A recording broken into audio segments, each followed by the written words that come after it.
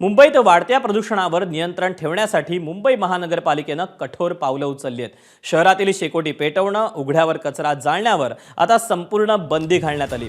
या नियमांचं उल्लंघन करणाऱ्यांकडून 1000 रुपयांचा दंड वसूल करण्यात येणार असून यंदा दंडात थेट 10 पट वाढ केली. प्रदूषण रोखण्यासाठी, प्रदूषण नियंत्रणासाठी पालिकेनं 27 प्रकारच्या नियमांवर काटेकोर नजर ठेवायला सुरुवात केली. त्यासाठी 95 भरारी पथकांची नेमणूक करून शहराच्या विविध भागात गस्त वाढवण्यात आली आहे. थंडीच्या वातावरणामुळे धूळकण हवेत स्थिरावतात आणि यामुळे हवेची गुणवत्ता आणखीनच खालावते. त्यामुळे प्रदूषण वाढू नये म्हणून कडक अंमलबजावणी केली जाणार असल्याचं पालिका प्रशासनानं स्पष्ट केलंय. दरम्यान याचा आढावा घेतलेला आहे अजय मानेनं. आपण पाहूया. मुंबईत थंडीची चाहूल लागलेली आहे, पण मुंबई महानगरपालिकेने प्रदूषण रोखण्यासाठी नव्याने नियमावली दिलेली आहे.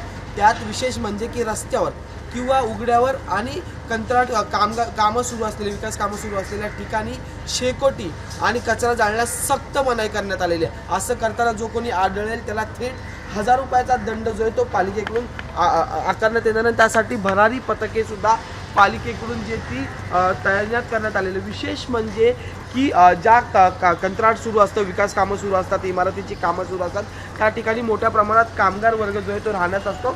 त्यांना सुद्धा आता त्या ठिकाणी जे ते चूल लावून जेवण बनवण्यास सक्त मनाई जे ती केलेलीची माहिती मुंबई महानगरपालिकेकडून आलेली आहे. विशेष म्हणजे यात आणखी एक महत्त्वाचा मुद्दा आहे की कंत्राटदारांनी त्या कामगारांना जे ते तयार जेवण द्यावं असं सुद्धा सांगण्यात आलेलं आहे. यात आणखी महत्त्वाची बाब म्हणजे की थंडीमध्ये जे ते हवेत धुळीचे कण जे ते तसेच राहतात आणि ते श्वसनावाटे जे ते थेट नाकावाटे फुफ्फुसात जातात आणि त्याच्यामुळे त्रास होऊ शकतो. आणि मोठ्या प्रमाणात पालिकेकडून भरारी पथक या सगळ्यांवर लक्ष ठेवून असणार. त्यामुळे आता थंडीची चाहूल मुंबईकरांना, थंडीची हुरहुरी मुंबईकरांना जरी जाणवत असली तरी आता मुंबई महानगरपालिका सुद्धा त्यासोबत मुंबईतलं प्रदूषण कंट्रोल करण्यासाठी जे ते भरारी पथक घेऊन तैनात झालेलं आपल्याला पाहायला मिळतं. व्हिडिओ जर्नलिस्ट साक्षी खरमाळेसह मी अजय माने, एबीपी माझा मुंबई.